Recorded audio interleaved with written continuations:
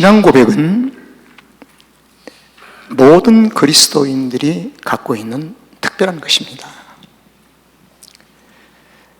그래서 이 신앙 고백을 성경에서는, 특별히 신약 성경에서, 특별히 복음서에서는 하나님의 주신 은혜요 선물이라고 합니다. 그래서 신앙 고백은 하늘로부터 우리에게 주어진 선물입니다. 그리고 하나님께서는 이 땅에 임재하심으로 성육신 하셔서 예수 그리스도가 되셨습니다. 그리고 예수 그리스도께서는 우리에게 그의 모든 삶의 전체를 포괄적으로 토탈적인 삶을 정리하시고 하나님 우편 보좌에 앉으셨습니다. 그리고 난 후에 승천하시기 직전에 하나님께서는 메시아를 통하여, 예수 그리스도를 통해서 우리에게 위대한 이 신앙의 고백을 남겨주셨습니다. 그래서 그 신앙 고백터 위에 세상이 다 볼 수 있도록 하나님의 지상의 교회를 세워주셨습니다. 그래서 이 교회는 신앙 고백터 이외, 이 말은 예수 그리스도 이외, 좀 더 여러분들이 알아듣기 쉽게 말씀드리는 반석 위에, 그러면 반석은 예수 그리스도를 가리킵니다. 그래서 교회를 예수 그리스도의 반석 위에 세우시고 세상이 볼 수 있도록, 그래서 세상이 이 건물을 보는 것이 아니라 진정한 그리스도인을 교회라고 부르십니다. 그래서 우리를 볼 수 있도록 공동체를 주시고 이 땅에 교회를 세워주신 겁니다. 그래서 교회는 세상이 볼 수 있도록, 그러면 교회는 끊임없는 신앙 고백이 우선입니다. 그래서 이 신앙 고백이 성도들에게 주어진 특별한 특권이요, 특별한 선물입니다. 사실 예배 전체도, 우리가 드린 이 예배 전체도 성도의 신앙 고백으로 하나님과의 만남으로 완성이 되어집니다. 그래서 예배 전체가 오직 하나님만을 주목을 해야 돼요. 그래야 만남이 이루어집니다. 그래서 예배 전체가 신앙 고백이라고 얘기할 수가 있습니다. 찬송도, 기도도, 교제도, 말씀도, 모든 것이 다 신앙 고백입니다. 그래서 신앙 고백을 우리가 마음의 주머니로 비유를 한번 해보겠습니다. 주머니 아시죠? 그 주머니 속에 담긴 것은 모든 그리스도인들에게는 본질적으로 똑같습니다. 본질이 무엇입니까? 예수 그리스도십니다. 그러니까 우리의 마음의 주머니 속에 담겨진 것은 본질이 뭐냐? 예수 그리스도입니다. 그런데 이 그리스도와, 내 안에 담겨진 그리스도와 영적인 화해 관계로, 화목의 관계로 잘 지내는 관계를 가리켜서 성숙이라고 얘기합니다. 그리고 내 안에 계신 주님과의 관계가 늘 엇박자가 일어나고 그분의 눈물을 뻗기도 하고 그분을 슬프게도 하고 하는 것을 소위 미성숙이라고 합니다. 미성숙. 그러니까 본질은 똑같지만 우리 안에 계신 주님과의 어떠한 관계를 갖느냐에 따라서 성숙이냐 미성숙이냐 이렇게 얘기를 합니다. 그래서 우리의 신앙의 연조를 말하는 건 아니에요. 연수를 말하는 것이 아니고 모태신앙을 말하는 것이 아닙니다. 그래서 모든 그리스도인들에게는 본질은 예수 그리스도가 계시지만은 그 분량이 다 다르다는 것입니다. 분량이 달라요. 근데 오늘은 분량이 좀 높아다가 내일은 쭉 빠져버리고, 쭉 빠진 상태에서 헤매다가 오랜 시간 동안 쭉 빠진 상태로 그저 걸어간 사람이 있고, 어떤 사람은 그걸 금방 메이크업 하는 것입니다. 회복해요. 그리고 오늘보다도 쭉 빠졌던 것보다 것이 회복되면서 조금 더 성장을 하는 겁니다. 이것이 신앙의 성숙의 과정이라고 얘기를 합니다. 그래서 성경은 성경 속에 등장하는 많은 시대의 사람들을 보면은 신앙 고백 속에 담긴 믿음을 소개하는데 상당히 성경의 전체의 흐름이 있어요. 믿음의 사람으로 등장되어진 성경 속의 사람 속에는 어떠한 믿음이 있는가, 어떤 성숙한 믿음이 있는가, 이런 그 믿음을 기준을 잘 관찰하는 그러한 모습들이 성경에서 자주 발견되어집니다. 그래서 저는 그 중에 오늘 두 사람을 여러분들에게 비교도 해보고 그리고 공통점을 소개하려고 합니다. 한 사람은 모세, 그리고 모세 시대가 정리가 되어지고 마지막 생애가 정리되어지고 약 40년 후에 하나님이 다시 세우신 다윗. 이 두 사람을 한번 여러분이 말씀드리려고 합니다. 이 두 사람은 하나님의 부르심이라는 공통점이 있습니다. 부르셨다, 하나님이. 그 부르심에 대한 삶의 목적이 있습니다. 그래서 사도 바울은 자신이 사도로 부름받고 나니까 성령 안에서 나를 하나님이 일찍이 내가 예수 믿는 사람을 핍박할 때, 예수 믿는 사람을 잡아다 결박하고 할 때도 하나님은 나를 사도로 이미 어버이의 엄마의 복중에서부터 태중에서부터 나를 작정하시구나, 이걸 알게 된 것이죠. 그래서 하나님의 부르심이 모세와 다윗에게 공통적입니다. 이걸 사명이라고 얘기를 합니다. 그러면 모세는 어떠한 사명의 목적이 있었느냐 하면, 신음하고 있는 내 백성 이스라엘을 애굽에서 끌고 나와라. 그래서 신음하고 있는 애굽 속에 결박에 묶여있는 400년 동안 가장 묶일 대로 묶여버린 그 내 백성을 네가 데리고 나와라. 이걸 구원이라고 합니다. 그래서 모세는 태어날 때부터 모세, 나일강에서 갈상자에서 물에서 구원받았다 해가지고 모세라고 지었습니다. 하나님의 섭리하심과 하나님의 위대한 계획이 다 진행되고 있습니다. 구원을 이루기 위해서. 근데 다윗은 하나님의 부르심에 대한 사명이 어떠한 목적이었냐면은 이스라엘이 다 갈기갈기 찢어버린 마음이 찢은 이스라엘을 하나님 묶어라. 통일을 시켜라. 그래서 다윗은 통일 왕으로, 그리고 난 후에 네가 나를 대신해서 하나님의 주권적인 통치권자로 네가 일을 해라. 그래서 다윗은 이스라엘을 다스리는 통치권자는 자신이 아니라 하나님이심을 늘 보여야 할 삶의 의무가 있습니다. 자, 이제 한시훈이라는 목회자가 설교를 합니다. 하나님께서 입에 말씀을 주셔서 말씀하게 하신 분이 하나님이시다. 하나님은 쳐놓고 내가 잘한다, 내가 얘기한다, 그러면 하나님의 맡기신 사명을 등져버리고 마는 것입니다. 하루아침에 입을 벌릴 수 없는 자가 있고, 하루아침에 질병으로 언어를 잃어버린 자도 있는데, 오늘도 말을 주시고 할 수 있는 은혜를 주신 건 하나님의 전적인 은혜입니다. 이거예요. 그러니까 다윗의 삶의 생활에서 끊임없이 놓지 말아야 할 부분이 뭐냐면, 내가 이스라엘의 통치권자가 아니라 근본적으로 하나님께서 통치하신다, 하나님의 주권을 보여줘야 합니다. 이것이 다윗에게 하나님 부르신 삶이었습니다. 자, 그런데 공통점이 또 있습니다. 공통점 뭐냐면, 모세도 죽고 때가 돼서 다윗도 죽고, 죽음이라는 공통점이 있어요. 그런데 모세는 120세에 죽고 다윗은 70에 죽었어요.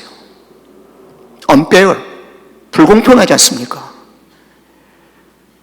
그래서 성경은 이 생명의 주인이 다윗에게 있고 모세 자신에게 있는 것이 아니라 생명의 주인은 여호와께 있느니라.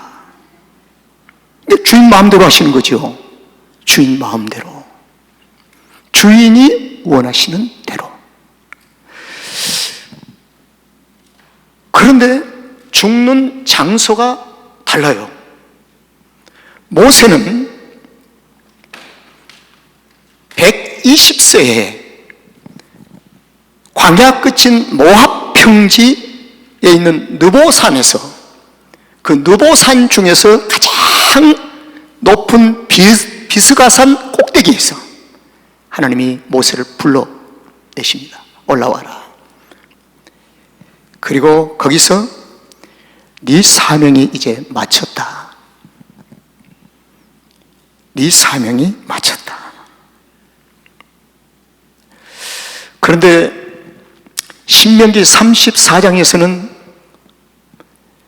아쉬움을 갖게 하는 요절이 있습니다. 그 요절이 무엇이냐면, 모세가 120세 하나님의 앞에 부르심을 받을 때 눈이 흐려지지 아니하고 기력이 쇠하지 아니했다는 것입니다. 더 피지컬 살 수 있고 더 일할 수 있는데 라고는 아쉬움. 그러나 하나님의 부르심은 반드시 피지컬 노쇠하고 비례하지 않는다는 것입니다. 그런데요, 70세에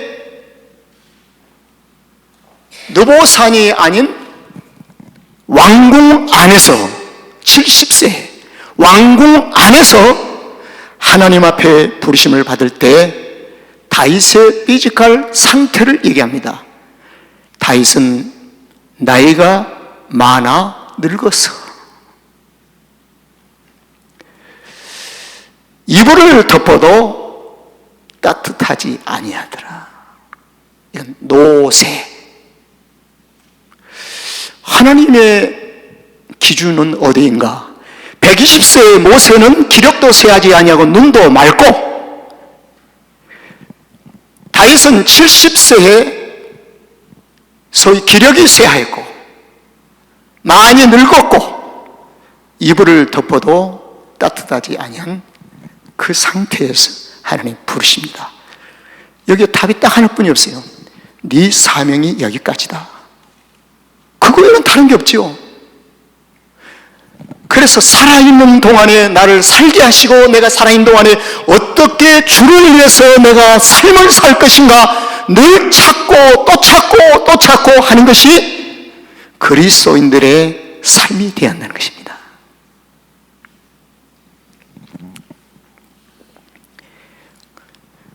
공통점이 있습니다.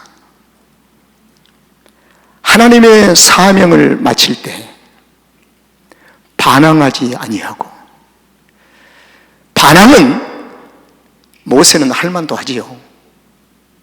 40년 동안 죽도록 고생하고 40세, 120세 중에 40세는 잠깐 애굽의 궁궐에서 왕자로서 풍요로움을 누렸지만은 그 후로 40년은 미디안 광야에서 죽도록 목동 생활하다가, 그리고 80세의 부름을 갖고 애굽에 가서 그들을 이끌고 나는 과정 속에 그 강팍한 백성들 앞에 얼마나 힘들었는지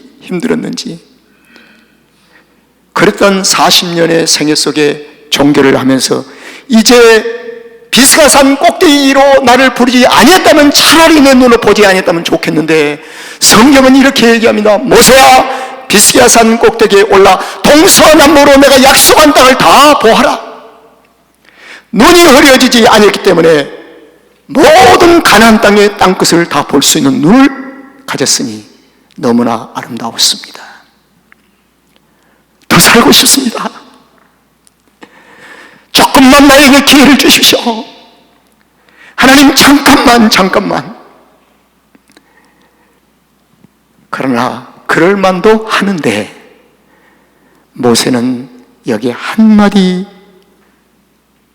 반항하지 아니하고 순종을 합니다. 이게 하나님의 사람의 모습이에요. 하나님의 사람. 주로 크리스찬, 준비되어진 사람만 이렇게 할 수가 있습니다. 그래서 주님이 언제 오실지 모르기 때문에 밤에 올지 낮에 올지 지금 올지 모르기 때문에 항상 준비하여 깨어있으라고 하신 그 말씀이 무엇을 우리에게 의미하고 있습니까? 여러분, 모세와 다윗의 공통점과 비교를 통해서 말씀을 드렸는데요, 오늘 성경 사무엘하 23장 1절 7절은 다윗이 70세에 남긴 마지막 글입니다. 근데 이 마지막 글은 유언이 아닙니다. 여러분, 유언은 무엇을 유언했는지 아시지요? 하나님의 축복을 자녀들에게, 백성들에게 이렇게 축복하고 이렇게 살아라, 이렇게 반드시 살아간다는 것을 남겨서 유언이라고 그래요. 그런데 오늘 본문 이 말씀은 유언이 아닙니다. 다윗의 신앙 고백 속에 담겨진 믿음의 내용을 그대로 드러내는 글로 남기는 귀한 글입니다, 이게요. 그래서 저는 오늘 다윗이 하나님과 그 자신 둘 사이에서 이루어진 그 교제 안에 담고 있는 신앙 고백을 한번 드러내 보려고 그래요. 여러분, 신홍기 목사님 마음속에 있는 신앙 고백 좀 드러내봤으면 좋겠다 하는 유혹이 없습니까? 목회자도요, 저 사람이 속에 있는 신앙 고백을 좀 드러내봤으면 좋겠다, 보고 싶다 하는 마음도 있을 때가 있어요. 김동진 장로의 마음속에 있는 신앙 고백을 좀 드러내가지고 내가 밝히 좀 보고 진단을 했으면 좋겠다. 아무도 몰라요. 주님과 나와의 관계예요. 그래서 트루 크리스찬, 진실한 크리스찬이 되라고 말입니다. 하루를 살아도.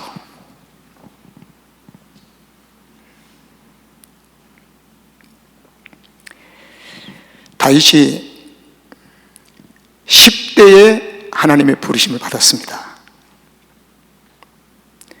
그리고 70세가 될 때까지, 보통 이스라엘에서는 이스라엘이 필요한 사람으로, 국가가 필요한 사람은 전쟁터의 군인이었습니다. 그런데 군인은 20세 이상이 되어야 돼요. 그래서 다윗은 아직 20세가 되지 않았기 때문에 형들이 전쟁터에 블레셋과 싸우는 전쟁에 나가 있기 때문에 도시락을 싸가지고 전쟁터에 도시락 배달하러 갔다가 10대에 하나님의 부르심을 받습니다.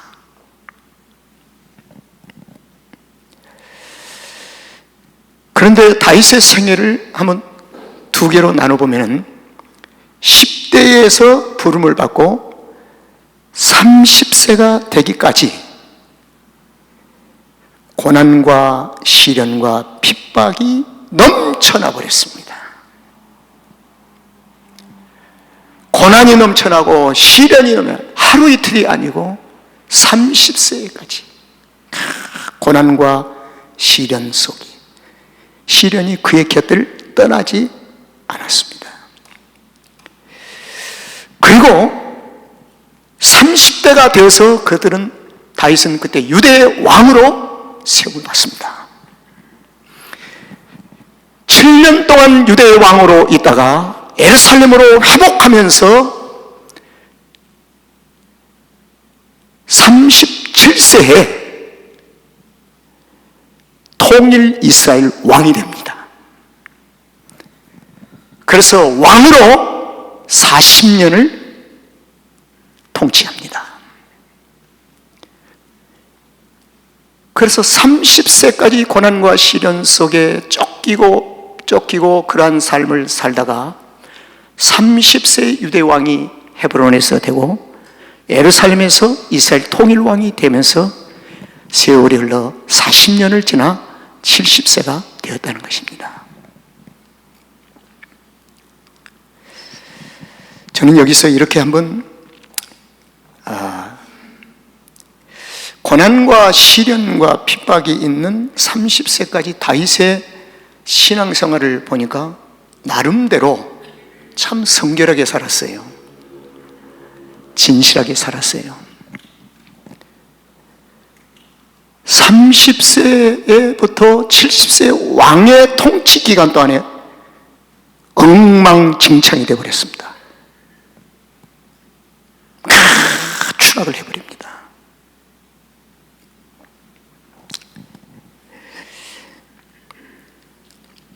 그래서 저는 40년 동안 왕으로 믿음의 성숙이 멈추지 아니하고 계속 성장했다고 저는 보지 않고 성경은 그렇게 기록하고 있지는 않습니다.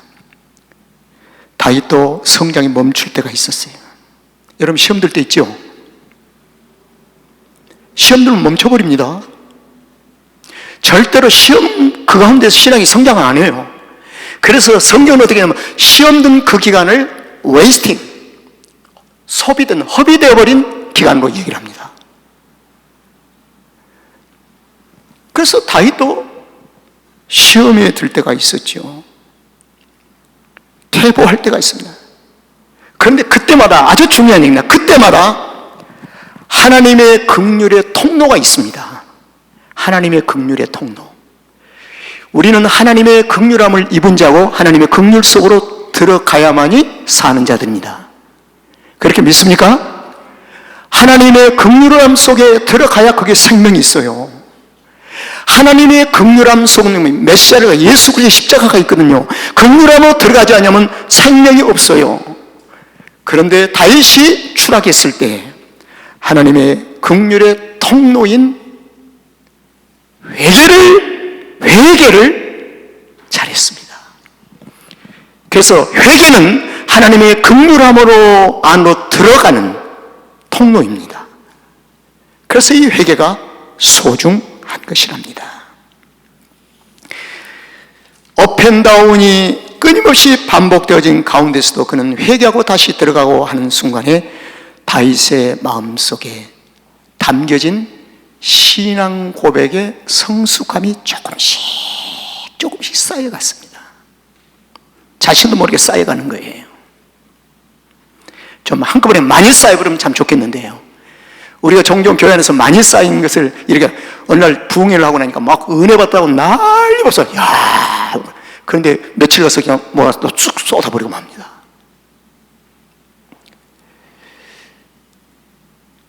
그렇게 신앙이 우리의 성숙해 가면 얼마나 좋겠습니까? 그러나 다윗에게는 조금씩 쌓여갔습니다. 이제 그의 생애 70세 지점에서 남긴 오늘 마지막 글을 보겠습니다. 23장 1절을 봅시다. 이는 다윗의 마지막 말이라. 마지막 말이에요. 이제 글로 마음속에 있는 신앙 고백을 남기는 것이 마지막입니다. 이건 유언이 아니에요. 그래서 이 마지막 말을 한번 깊이 들여다보는 것입니다. 그 마지막 말이라고 하면서 첫 번째 나오는 자신이 어떻게 이렇게 하면 나는 누구라고요? 이새의 아들 다윗이 말합니다. 저는 여기서 상당히 다윗의 성숙함을 발견할 수 있는 말인데요. 만약 저 같으면 통일 대이스라엘의 왕인 다윗이 말하노라 할 수도 있겠지요. 그러나 다윗은 그렇게 하지 아니하고 이새의 아들. 여러분, 이새는 유다 지파의 아주 작은 자입니다. 그래서 별 볼 없는 자예요.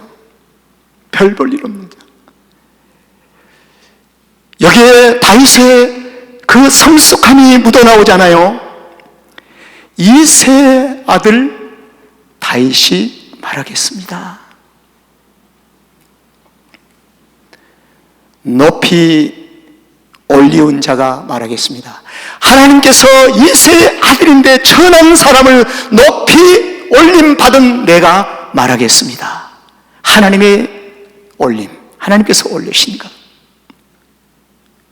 저는 저희 교회에서 종종 이런 말을 하는데, 제가요, 누가 그냥 평범하게 뭐 예수 안 믿고 살았다면은 저한테 와서 목사님 이러겠습니까? 아, 미스터 신씨. 어? 그리고 나를 무시한 사람, 너 신가구나. 신가. 한국에서는 시와 가가 다르다 그러대요. 멸시하고 천대하면 신가, 박가, 이가. 예수님이 나를 올려주셨다. 그래서 목사님을 불러요. 장로님으로 불러요. 권사님으로 불러요. 집사님으로 불러요. 너무나 존귀하잖아요. 응? 여기에 대한 가치를 얼마나 소중하게 생각하며 예수 믿고 있습니까?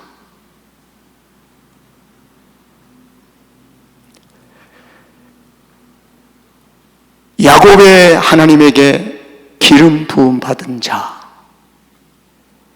기름 부음을 받았다는 이 말은 성령으로 인쳤다는 것입니다. 너는 내 것이라, 누구도 빼앗지를 못한다. 나는 하나님의 것입니다, 그 말입니다. 나는 하나님의 것입니다. 세 번째로 이스라엘의 뭐요? 노래 잘하는 자가 말합니다. 시편은 대부분이 다윗이 기록했어요. 시성, 시를 잘 써요, 시를. 그것까지도 자기의 재능과 탤런트가 아니라 하나님이 내게 이스라엘 노래를 잘하는 자로 불러주셨습니다. 제가 얼마 전에 그런 얘기를 했어요.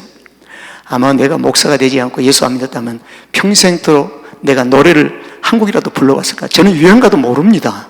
전혀 몰라요. 근데 찬송도 안 불렀을 것이고 노래 치면 음치라. 그런데 예수님 믿고 찬송 부르게 되고 또 목회자가 되어서 앞에 나서 찬송을 또 인도하고, 인도할 자격이라도 있습니까, 제가요? 우리 한경석 권사님처럼 음악성이 있습니까? 나띵 없잖아요, 저는요. 이스라엘의 노래 잘하는 자가 말하도다. 이거 얼마나 은혜입니까? 이제 다윗이 이렇게 고백하는 내용 속에 2절에서 이것까지도 1절까지도 내가 한 소리가 아닙니다, 그 말입니다. 2절에 보면 여호와의 신이 나를 빙자여 나에게 임하여 말씀하시며 그 말씀이 어디에요? 내 혀에 주셨다. 이걸 구약 성경에서 모든 선자들을 볼 때 여호와께서 임자하여 가라사대, 임하여 가라사대. 하나님의 은혜에 완전히 사로잡힌 다윗. 그래서 다윗이 지금 얘기하고 있는 것이 다윗이 육체가 하는 것이 아니라 하나님께서 주신 은혜인 줄로 믿습니다. 은혜라. 너무 귀하잖아요. 그래서 23장 2절 말씀을 보면 다윗의 심령 속에, 신앙 속에 담겨있는 모든 내용을 하나도 남김없이 주께서 다 내보내셨다, 유출을 시켜줬다. 그래서 이 글이, 이 말씀이 중요한 겁니다. 자, 3절을 보겠습니다. 이제 얘기합니다. 이스라엘의 하나님이 말씀하시며 이스라엘의 바위가 내게 이르시기를. 이스라엘 바위는요, 하나님 자신을 가리킵니다. 바위가 되신 하나님, 반석이 되시고 나를 지켜주시고 어떠한 세상의 세력도 나를 무너뜨리지 못하고 바위로 나를 막아주시고,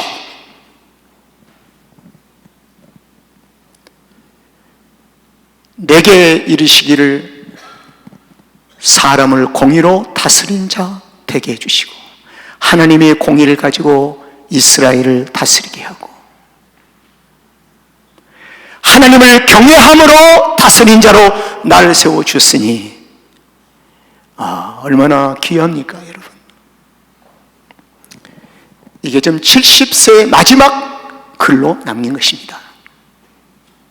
자, 4절을 보겠습니다.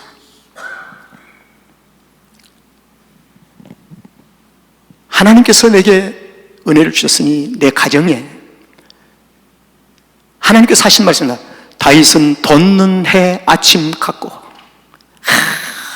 구름 한 점 없는 아침 햇살이 비치는 아침 같고 다윗을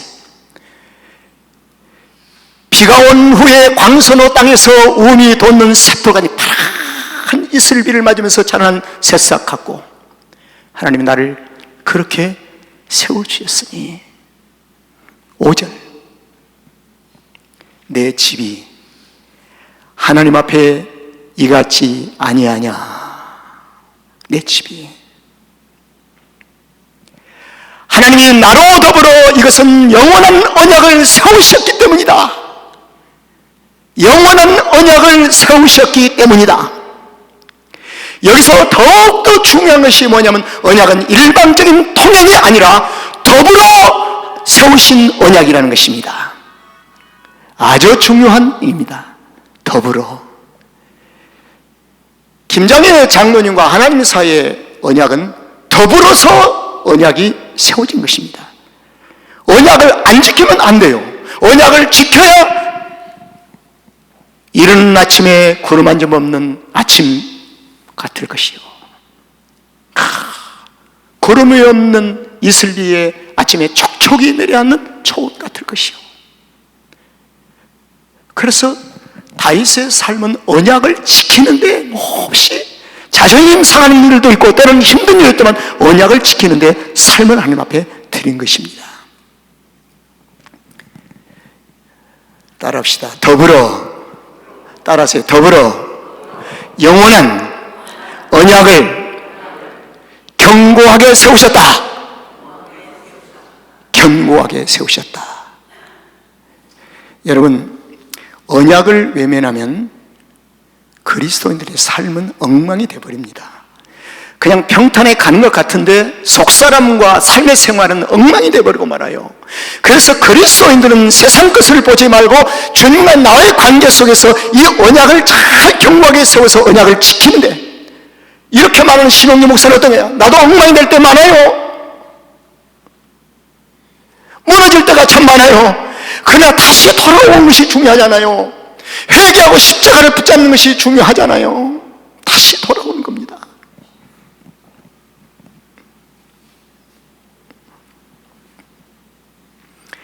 하나님은 우리에게 온전한 거룩함을 최종적으로 원하시지만 순례자의 길에서는 온전한 거룩함을 요구하시는 것이 아니라 돌아오는 것을 원하십니다.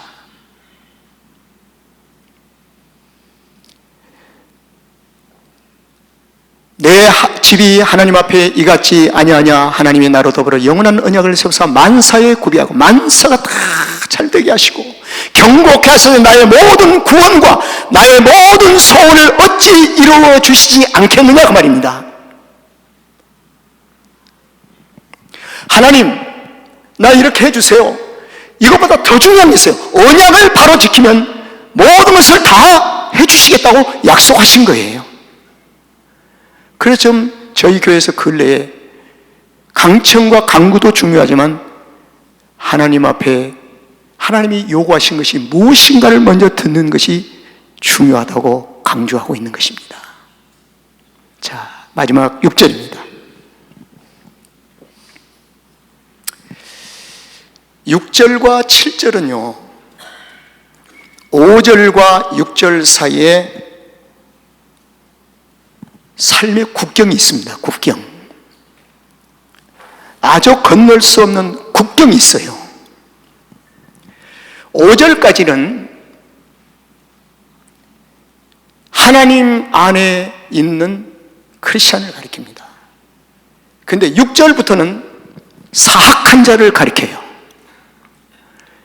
그러니까 그리스도인과 사악한 자의 사이에는 국경이 있습니다. 그러면 그리스도 안에 있는 자가 사악한 자를 어떻게 대할 것인가 하는 문제입니다.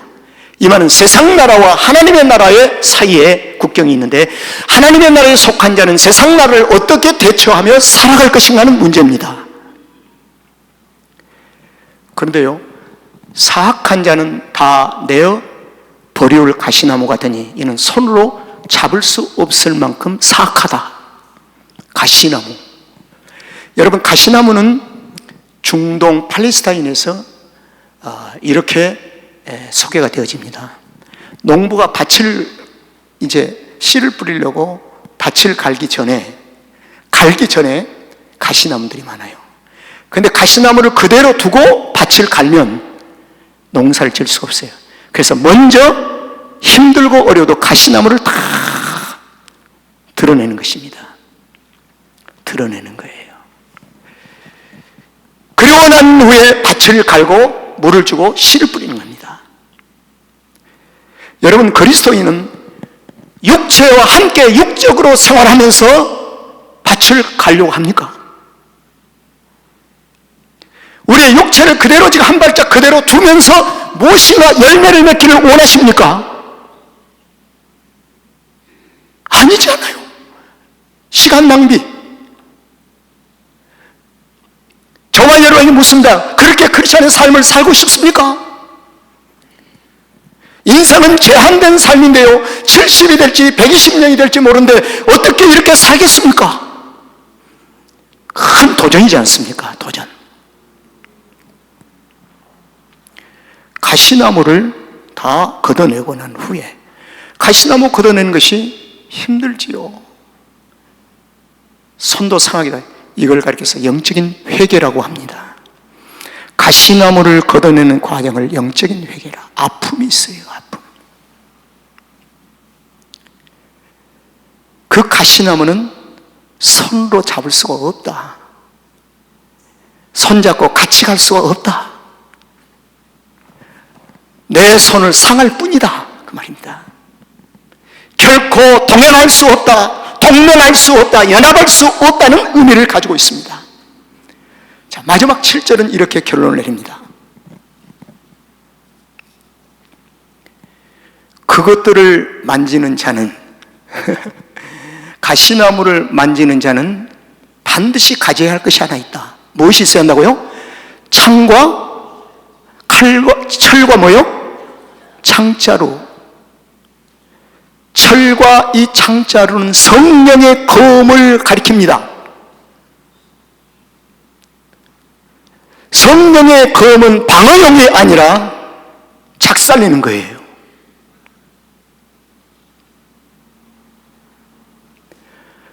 그리고 그것들이 당장에 불살라버리리라.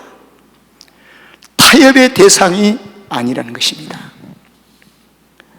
여러분, 이 말씀하고 마치겠습니다. 마태복음 4장과 누가복음 4장에 보면 예수님이 요단강에서 세례를 받으시고 올라오셔서 광야로 나가십니다.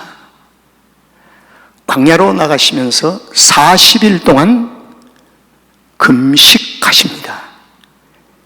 그리고 광야에 40일 동안 금식하시면서 이런 사건이 일어납니다. 사단이 와서 예수님을 시험합니다. 이 사탄은 가시나무지요. 시험하는 거예요. 가시나무. 그때 마태복음 4장과 누가복음 4장에서 예수님은 이렇게 얘기합니다. 사단아, 이리 와봐. 그게 아니라 뭐요? 물러가라. 단호하게 해버립니다. 물러가라.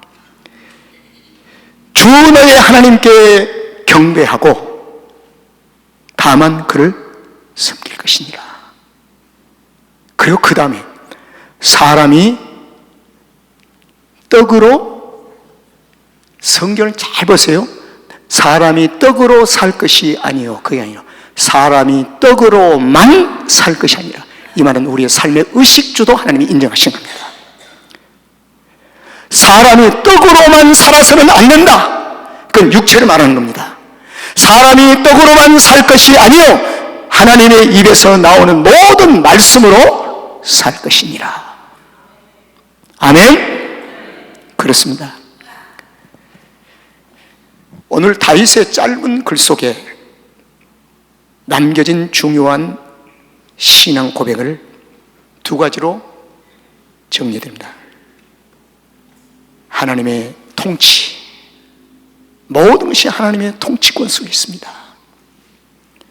나는 이세 아들이 불과합니다. 하나님의 통치권자. 두 번째, 우리가 잘 아는 것입니다. 이 모든 것이 하나님의 뭐요? 은혜입니다.